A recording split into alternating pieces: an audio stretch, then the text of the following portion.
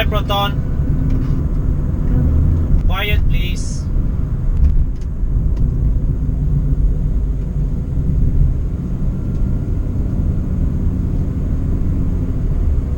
Exit. Okay, guys, so I was on my way to return the Persona to Proton and took a bit of a detour. So yeah, now we're going to, in this video, I'm just going to show you how this car is like on twisty roads. I think Bobby did his video as well. I'm just repeating this on my own. And let's just see how this car fares in my driving style.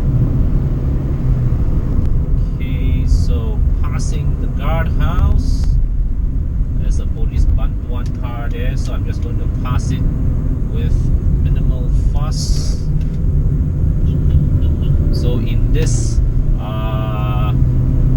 that turn, didn't expose any shortcomings of the tires. But one thing I did notice is that just now when I was on Karak Highway, noise levels really is quite high. It is a combination of sustaining highway cruising speeds, needing high revs to sustain highway cruising speeds because of the ratios used by the transmission, as well as the high road noise coming from the tires. Yeah, so it's a combination of that, and that is something that I've always felt about the Persona, because Proton has at its disposal a fantastic chassis capable of sustaining high speeds in a very composed manner, but it doesn't have the engine and drivetrain that allows really effortless long distance cruising, and that's a bit of a waste. But still, in this kind of winding roads, yeah, the Persona is a bit more fun. Okay, just now I felt the tires were already nearing the limit of their adhesion. But so you see, the thing about so we have criticized much about these Silverstone tires, okay, and suffice to say, they are not the last word in sheer grip levels. But you see, with the Persona, it has a fantastic chassis, and at the same token, right, at the same time, it both amplifies and covers for the deficiency of the tires. See, allow me to explain.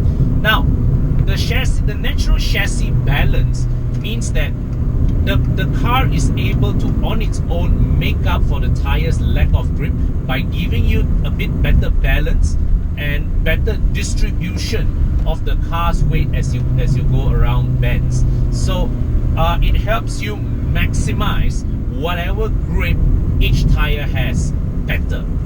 But the other thing about the flip side of the equation is this: because the chassis is this good, you are also often left feeling that, damn it, I need more grip. You know, if only I had more grip, then I would have taken that corner a bit faster than I had. So it's a double-edged sword. But also, then again, the other thing about this is,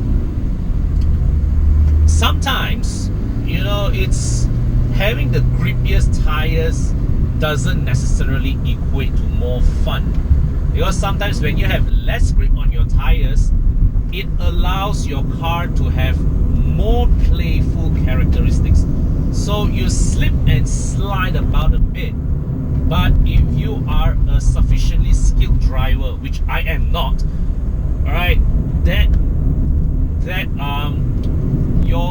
ability for you to rein in that slide becomes an accomplishment of its own, becomes a reward on its own.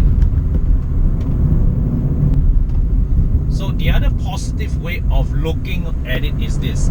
So those of you kaki mods, right? Okay, those of you people who buy cars to mod, Now, if you were to buy most of the normal B segment cars, okay, with the intention of modding it, okay, of improving its handling lah, let's say, you will need to spend a tidy sum on what on fancy suspension setups to extract appreciable gains in handling. But with this one, all you need to do is just set aside 1,000 ringgit on a set of very good tires.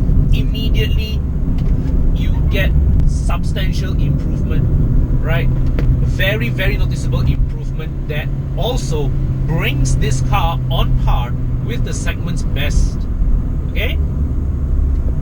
Now, speaking of the segment's best, we always say that, you know, Proton is the masters of ride and handling. All right? I mean, I would testify to this any day. You know, being a 12-year happy owner of a Waja. But now, I have to say that with the Persona, right, I think the new Vios certainly has surpassed the Persona in terms of its dynamic capabilities. The new Vios, the new Yaris, yeah, both of them have fantastic handling, and yeah, I would say handles better than the Persona. Although the Persona really is not bad at all and would be substantially improved with the selection of better tires. Okay. But yeah, that was a very nice, very clean run that I enjoyed. Now we are almost reaching Gotong Jaya. Very nice, very clean run, unfussed. So even despite all the criticisms that I've leveled against the Silverstone tires, the Persona actually, you know, carried its way up here with some pretty exuberant driving without really taxing the tires. So at the end of the day, it is very obvious that what we have here is a car that still has a very, very good chassis. But I do have to note one point for you guys. This platform that underpins the Persona was originally designed for the Iris. It was never, the initial development of this platform never had this sedan in mind. In fact, if you were, those of you Persona buyers, right, the next time you go to a workshop, jack the car up, go underneath, and you see they actually, you can see the obvious welding of extra members to make up the rear overhangs. So the weight balance of this car really, in this current configuration, was not what was planned when this platform was developed. So compared to the Iris, right, if you drive this back to back with the Iris, you will immediately notice that the Iris has slightly better balance than the Persona here. The Persona here has a bit more tail-happy characteristics. If you were to go into a corner really hard, you become really, really abrupt with your inputs. Yep, this car can have a bit of a tail-happy character. Okay, so yeah, that's the Genting run of the new updated 2019 Proton Persona.